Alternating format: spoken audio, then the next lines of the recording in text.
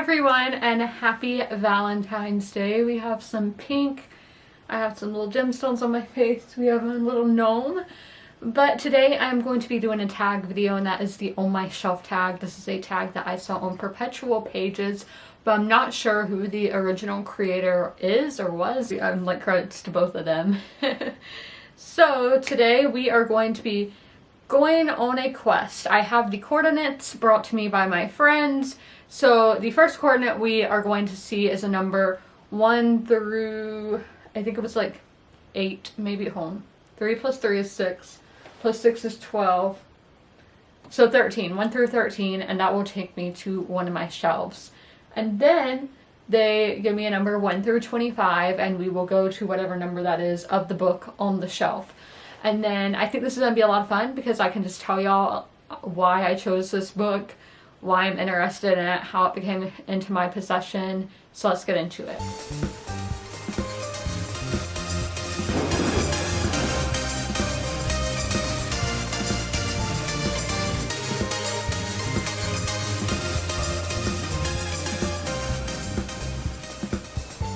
Our first number, or coordinates, are 425, so let's go see what that is. Coordinate, I don't even know. I'm not even going to try to fix that pronunciation.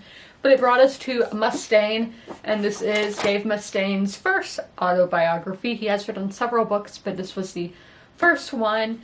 So this is The Fall and Rise of a Heavy Metal Icon, a heavy metal memoir by Dave Mustaine with Joe Layden. So, Dave Mustaine. I really think this cover looks like Robert Plant for some reason. I don't know. I've thought it ever since I bought the book. But Megadeth is one of my favorite bands, so obviously I bought the book. I have read a book by another member of the band who's like canceled now. Yeah, I'm not going to get into that. I could, but I'm not. So this book, when I bought it, the spine was already cracked on it. So I don't know if in Barnes & Noble people are just in there going, psh, psh, cracking spines. I don't know. But I love music memoirs, and this really looks like Slash's, and I just love the feel of Slash's book. Like, there were pictures throughout, and in here, yeah, pictures throughout. And I think Dave Mustaine is one of the greatest songwriters of all time, so it should be interesting to see how I love his lyrics and think they're very moving and powerful and thought-provoking. It should be interesting to see how he writes a non-fiction memoir, because songs in a sense are a memoir if you think about it. So it should be interesting to see on page in a book, like, you know what I mean, in a physical memoir, how it will be. Our next coordinate is 317, which is St. Patrick's Day, the date of St. Patrick's Day. So let's go see what that is. With that one, we have another non-fiction, and that is Murder in the Bayou by Ethan Brown, who killed the woman known as the Jeff Davis 8. So I don't know anything about this. I did not buy this book for myself.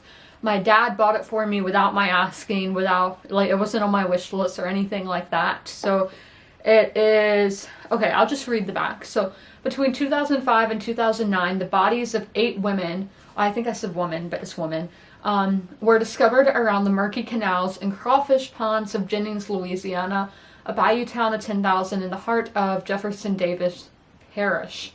The women came to be known as the Jeff Davis 8, and they had been among society's most vulnerable, impoverished, abused, mired in mental illness, engaging in sex work as a means of survival. Oh my god, that's my big thing right now, is getting people to realize that homelessness isn't the problem, it's mental health that leads to that. And this seems, it has a lot of that. I got this book years ago, to let y'all know, but okay. Combining muckraking research and immersive journalism over the course of a 5-year investigation, Murder in the Bayou is the story of an American town buckling under the dark forces of poverty and racial and class division, and a lightning rod for justice for the daughters it lost. And this is by Ethan Brown, who is from Louisiana and lives in New Orleans. So woo, that sounds very powerful, and I hope these women do have justice. I mean, who knows, this may be solved by now because it's been over 10 years, but that doesn't mean anything. A case can be hundreds of years old and not be solved. But with that, how they are women, vulnerable women, and that is something that I am very focused on right now. I don't know how to word that, but it's something that I want justice brought towards, so and bring people's awareness to. That's like the proper thing. This should be interesting, and it is quite short. A lot. We have notes, the timeline, victim data, acknowledgments. So the actual story is only 207 pages, but I do think this will be very powerful, and it is a New York Times bestseller. So our third coordinate is 715. So let's go find out what 715 is. There is a common theme here. All these books have been nonfiction so far. We have The Private Lives of the Tudors, Uncovering the Secrets of Britain's Greatest Dynasty by Tracy Borman. So this is a nonfiction book, obviously, about the Tudors. I got this at Barnes & Noble probably pre-pandemic, because I went a whole year without going to Barnes & Noble. I went the first like 2 months of, yeah, I went a whole year. Yeah, I went a year without going to Barnes & Noble, which is shocking. Who knew I could do that? So this is all about just the private lives, like the sex lives, the romance and all that the Tudors had. I mean, Henry had 6 wives, and then you have his kids to deal with. Yeah, that's a lot of drama, and I think it should be really interesting to read. I know a lot of people are really fascinated in this time period. I'm fascinated in this time period. Love the Tudor era, and I want to know everything there is to know. So learning about their private lives should be very interesting. We are going back to the 4th shelf now, and that is 4-9. So let's see if we get another nonfiction. Freddie, you took my seat. I'm supposed to be filming my video. Okay, thank you. All right, the theme continues in more than one way. It's a nonfiction, and it's another book by Dave Mustaine. So this is with Joel Selvin this time, and this is Rest in Peace, the inside story of the Megadeth masterpiece, and there's a foreword by Slash. So this is all about the making of the Rest in Peace record, which is one of my all-time favorite records, and I definitely recommend that you guys check it out. So this book came out during the pandemic, so I've never been to a book signing before, and obviously I didn't go to one in 2020 or 20, yeah, I think it was 2020. So I went to a virtual book signing, guys. I got this book signed by Dave Mustaine. There is the signature, and if you're wondering about the date, that is the date that the album came out on. So hopefully y'all are seeing that. We had that, and then the certificate of authenticity right there. So I got this book signed by Dave Mustaine, who, as I said before, I think is one of the greatest songwriters of all time. It's just really awesome. If you're wondering how the process of going to an online book signing worked out, if you've never been to one, basically it was through a special link. You could buy the book through a website, and then you get a special link to go to this live show, really, online, and you had the option to ask Dave questions.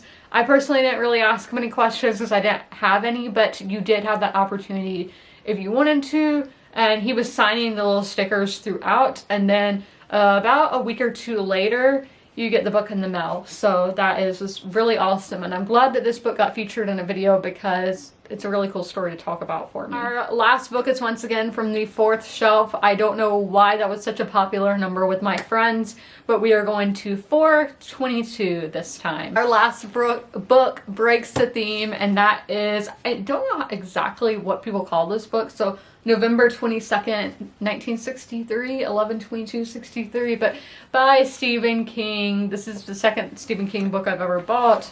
It is a big one, and I am intimidated by it, but we finally have fiction. So why did I get this book? Probably because James Franco, but he's canceled now. But George Mackay is also on the Hulu show, and George is not canceled, and I love him, so we're all good.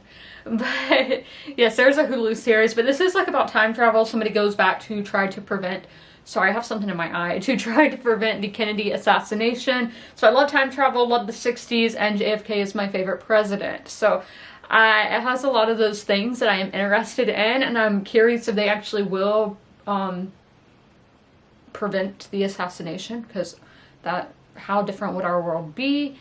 But I hope you guys enjoyed this video. As always, comment, rate, and subscribe. And don't forget to ring that notification bell to be notified every time I post a video on my channel. And I'll see you in the next one. Bye!